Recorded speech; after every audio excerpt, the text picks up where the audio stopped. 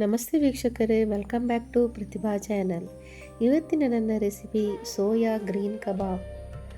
ಬಹಳ ಟೇಸ್ಟಿಯಾಗಿರುವಂತಹ, ಬಹಳ ಬೇಗನೆ ಮಾಡುವಂತಹ ಈ ರೆಸಿಪಿಯನ್ನು ಒಮ್ಮೆ ನೀವು ಕೂಡ ಟ್ರೈ ಮಾಡಿ ವೀಕ್ಷಕರೇ. ಬನ್ನಿ ಈಗ ಮಾಡುವ ವಿಧಾನ ನೋಡೋಣ. ನಾನಿಲ್ಲಿ ಒಂದು 100 ಗ್ರಾಮಿನಷ್ಟು ಸೋಯಾ ತಗೊಂಡಿದ್ದೇನೆ. ಅದನ್ನು ಸ್ವಲ್ಪ ನೀರಿನಲ್ಲಿ ತೊಳೆದಿಟ್ಟಿದ್ದೇನೆ. ನಾನಿಲ್ಲಿ ಒಂದು ಪಾತ್ರೆಗೆ ನೀರನ್ನು ಹಾಕಿ ಬಿಸಿ ಆಗಲಿಕ್ಕೆ ಇಟ್ಟಿದ್ದೇನೆ.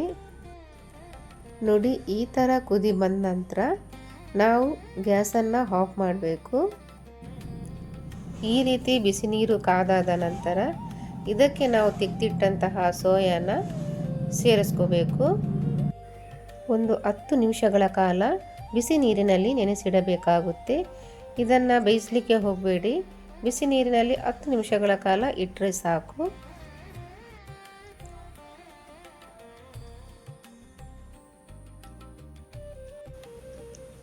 ಈಗ 10 ನಿಮಿಷ ಆದ ನಂತರ ನೋಡೋಣ.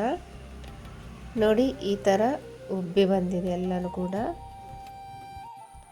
ಇದನ್ನು ಈಗ ಸಪ್ರೇಟಾಗಿ ತೆಗೆದಿಟ್ಕೊಂಡು 3-4 ಸಲ ಚೆನ್ನಾಗಿ ನೀರಿನಲ್ಲಿ ತೊಳೆದು ಅದರಲ್ಲಿರುವಂತಹ ನೀರನ್ನೆಲ್ಲ ಹಿಂಡಿ ತೆಗಿಬೇಕು.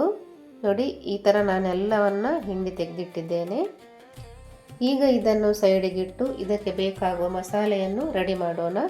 ಇದಕ್ಕೆ ಬೇಕಾದ ಇಂಗ್ರೀಡಿಯೆಂಟ್ಸ್, ನಾನು ಸ್ವಲ್ಪ ಇಲ್ಲಿ ಪುದೀನ ಹಾಗೂ ಸ್ವಲ್ಪ ಕೊತ್ತಂಬರಿ ಸೊಪ್ಪು, ನಂತರ ಇದಕ್ಕೆ ನಾನು 3 ಕಾಯಿ ಮೆಣಸನ್ನು ತಗೊಂಡಿದ್ದೇನೆ, ಒಂದು 10 ಬೆಳ್ಳುಳ್ಳಿ ಹಾಗೂ 1 ಇಂಚಿನಷ್ಟು ಶುಂಠಿ, ಸ್ವಲ್ಪ ಕರಿಬೇವು ಸೊಪ್ಪು. ಈಗ ಒಂದು ಮಿಕ್ಸಿ ಜಾರ್ ತಗೊಂಡು ಇದಕ್ಕೆ ಎಲ್ಲವನ್ನ ಹಾಕೋಣ. ಪುದೀನ, ಕೊತ್ತಂಬರಿ ಸೊಪ್ಪು ಹಾಗೂ 3 ಕಾಯಿ ಮೆಣಸು, ನಂತರ 1 ಇಂಚಿನಷ್ಟು ಶುಂಠಿ ಹಾಗೂ ಸ್ವಲ್ಪ ಕರಿಬೇವಿನ ಸೊಪ್ಪು ಹಾಗೂ 10 ಬೆಳ್ಳುಳ್ಳಿ. ಇದನ್ನು ಸ್ವಲ್ಪ ನೀರು ಹಾಕ್ಬೋದು ಬೇಕಿದ್ದರೆ. ಇದನ್ನು ಗ್ರೈಂಡ್ ಮಾಡಿ ಪೇಸ್ಟ್ ಮಾಡಿಡೋಣ. ನಂತರ ನಾನು ಈಗಾಗಲೇ ರೆಡಿ ಮಾಡಿಟ್ಟ ಸೋಯಾವನ್ನು ಒಂದು ಪಾತ್ರೆಗೆ ಹಾಕಿಟ್ಟಿದ್ದೇನೆ. ಈಗ ಇದಕ್ಕೆ 1 ಸ್ಪೂನಿನಷ್ಟು ಧನಿಯಾ ಪೌಡರ್, 1/4 ಸ್ಪೂನಿನಷ್ಟು ಗರಂ ಮಸಾಲ ಪೌಡರ್ ಹಾಗೂ 1 ಸ್ಪೂನಿನಷ್ಟು ಕಾರ್ನ್ಫ್ಲೋರ್, ರುಚಿಗೆ ತಕ್ಕಷ್ಟು ಉಪ್ಪು ಹಾಗೂ ನಾವು ಮಾಡಿಟ್ಟಂತಹ ಪೇಸ್ಟ್ ಅಂದರೆ ರುಬ್ಕೊಂಡಂತಹ ಮಸಾಲೆಯನ್ನು ಕೂಡ ಆ್ಯಡ್ ಮಾಡಬೇಕು.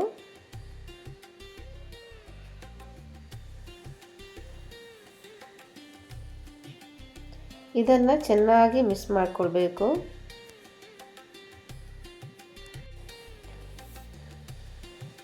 ಇದಕ್ಕೆ ಯಾವುದೇ ರೀತಿ ನೀರನ್ನು ಕೂಡ ಸೇರಿಸ್ಕೋಬಾರ್ದು. ಸೋಯಾವನ್ನು ನಾವು ಎಷ್ಟು ಹಿಂಡಿ ತೆಗೆದರೂ ಕೂಡ ಅದರಲ್ಲಿ ನೀರಿನ ಅಂಶ ಇರುತ್ತೆ, ಅದೇ ನಮಗೆ ಸಾಕಾಗುತ್ತೆ. ಈಗ ಇದನ್ನು 10-15 ನಿಮಿಷಗಳ ಕಾಲ ಮ್ಯಾರಿನೇಟ್ ಆಗಲಿಕ್ಕೆ ಬಿಡೋಣ. ಈಗ 10 ನಿಮಿಷ ಆಗಿರ್ಬೋದು, ನೋಡೋಣ. ಈಗ ನೋಡಿ, ಮಸಾಲೆ ಎಲ್ಲ ಹೀರ್ಕೊಂಡಿದೆ, ಈಗ ಕರೆಕ್ಟ್ ಆಗಿದೆ. ಈಗ ನಾವೊಂದಿಲ್ಲಿ ಎಣ್ಣೆಯನ್ನು ಬಿಸಿ ಮಾಡಲಿಕ್ಕೆ ಇಡೋಣ. ನೋಡಿ, ಇಲ್ಲಿ ನಾನು ಈಗ ಒಂದು ಕಡಾಯಿಗೆ ಎಣ್ಣೆ ಬಿಸಿ ಮಾಡಲಿಕ್ಕೆ ಇಟ್ಟಿದ್ದೇನೆ. ಇವಾಗ ಒಂದೊಂದೇ ಸೋಯಾನ ನಾವು ಬಿಡಿ ಬಿಡಿಯಾಗಿ ಸೇರಿಸ್ಕೋಬೇಕು, ಒಂದಕ್ಕೊಂದು ಅಂಟ್ಕೋಬಾರ್ದು. ಒಂದು 4-5 ನಿಮಿಷಗಳ ಕಾಲ ಕಾಯಿಸಿದರೆ ಸಾಕು.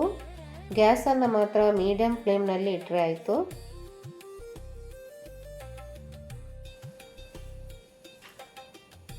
ನೋಡಿ, ಈ ಥರ ಸ್ವಲ್ಪ ಕಲರ್ ಚೇಂಜ್ ಆಗುವವರ ತನಕ ಕಾಯಿಸಿದ್ರೆ ಆಯಿತು. ಇವಾಗ ನೋಡಿ ವೀಕ್ಷಕರೇ, ಅರ್ಧದಷ್ಟು ಸೋಯಾ ಬೆಂದು ತೇಲ್ತಾ ಇದೆ.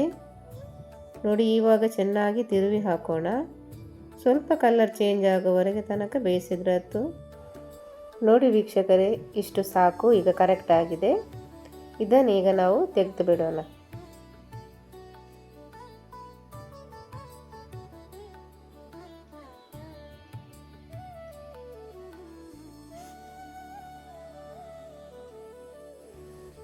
ತುಂಬ ಸುಲಭವಾಗಿ ಹಾಗೂ ಬೇಗನೆ ಮಾಡುವಂತಹ ಈ ಒಂದು ರೆಸಿಪಿಯನ್ನು ನೀವು ಕೂಡ ಟ್ರೈ ಮಾಡಬೇಕು. ಹಾಗೆಯೇ ನನಗೆ ಕಮೆಂಟ್ ಮಾಡಿ ಹೇಗಿದೆ ಅಂತ.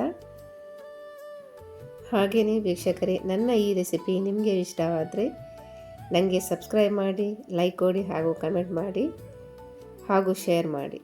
Thank you.